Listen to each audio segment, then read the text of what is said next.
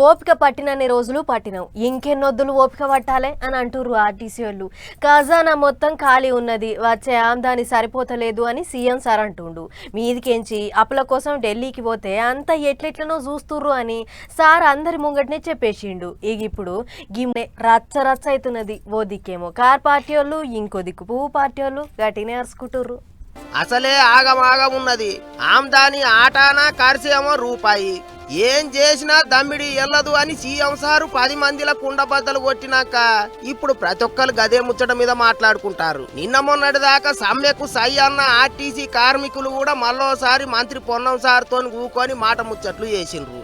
ఇప్పుడిప్పుడే ఆర్టీసీ మళ్ళా ఓ గాడిన పడుతుంది, గిట్ల చేస్తేట్లా అడిగినాయన్ని చేస్తాం, జర ఓపిక పట్టుండ్రి అని చెప్పిండట సారు. కార్మికులు కట్టు తప్పితే మాత్రం సర్కారోళ్ళ చర్యలు కూడా గట్టిగానే ఉంటాయని చెప్పిండ్రట. ఇక అన్ని ముచ్చట్లు వడిచినాక ఆర్టీసీ కార్మికులు అట్లిట్లా సమ్మెను వాయిదా వేసుకున్నారు. ఇక అది అట్లుంటే ఇంకో దిక్కు సీఎం సారు మాట్లాడిన ముచ్చట్ల మీద ఎగస్ పార్టీ వాళ్ళు ఎత్తెత్తిపోస్తున్నారు.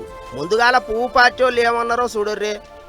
సాక్షాత్తు రాష్ట్ర ముఖ్యమంత్రి గారు ఇటువంటి సందర్భంలో అన్ని దిగమింకొని తనను నమ్ముకొని ఓట్లేసిన ప్రజలకు ధైర్యాన్ని చెప్తాడా? అధైర్యంతో ఉన్నటువంటి వ్యక్తి అధైర్యాన్ని చెప్తాడా? ముఖ్యమంత్రి యొక్క అధైర్యాన్ని బయటపడ్డది నేను అన్న వ్యాఖ్యలు. ఇది మంచి పద్ధతి కాదు. ఇది ఇవాళ తెలంగాణ రాష్ట్ర పరువైన దేశంలో కాదు. ఇంకో పువ్వు పార్టీ లీడరు ఈటెల సారు కూడా ముఖ్యమంత్రి ముచ్చట్ల మీద గట్టిగానే గరమైండు. స్వాతంత్ర్యం రాకముందే సన్న బియ్యం తిన్న రాష్ట్రాన్ని పట్టుకొని పేద రాష్ట్రం అంటారు, ఇదెక్కడి కథరు అన్నట్టు మాట్లాడిండు ఈటెల. ఇంకో దిక్కు కారు పార్టీ వాళ్ళ ముచ్చట్లు చూడుర్రి ఎట్లున్నాయో. ఇదే ముఖ్యమంత్రి గారు ఒక దిక్కేమో ఇట్లా బీదర్పులు అరుస్తాడు, అప్పు ఉడతలేదు, నా బతుకు ఆగమైపోయింది, మార్కెట్లో నాకు ఏమి పతార లేదు, అపాయింట్మెంట్ దొరకలేదు, చెప్పులు ఎత్తుకపోతాడేమో అన్నట్టు దొంగను చూసినట్టు చూస్తుండ్రు అని ఒక దిక్కు చెప్తాడు. ఇంకో దిక్కేమో తెలంగాణ రైజింగ్, ఫ్యూచర్ సిటీ, 1,50,000 కోట్లు మూసి, ఇంకోటేందో 50,000 కోట్లు. నేను అడుగుతున్నా, మింగ మెతుకులేదు కానీ మీసాలకు సంపెంగా ఉన్నాడా? 420 హామీలు ఇచ్చినావు, ఒక్క హామీ అమలు చేసేందుకు పైసలు లేవు. రాష్ట్రం పరువు పోయేటట్టు మాట్లాడినరు అని మాజీ మంత్రి కోపానికి వచ్చిండు. అయితే అంత నిష్ఠూరం కంటే ఆది నిష్ఠూరం మేలన్నట్టు లేనిది ఉన్నట్టు చెప్పుకునే కంటే ఉన్నదేందో పబ్లిక్ కు చెప్పుకుంటే అయిపోయా కదా.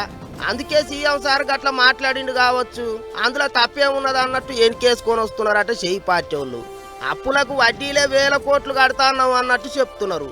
మరిగా ముచ్చట ఇంకెన్ని తీర్ల తిరుగుతుందో ఏమో గాని ముఖ్యమంత్రి ముచ్చట్ల మీద ఇప్పుడు పబ్లిక్ కూడా తీరొక్క తీర్ల మాట్లాడుకుంటారు.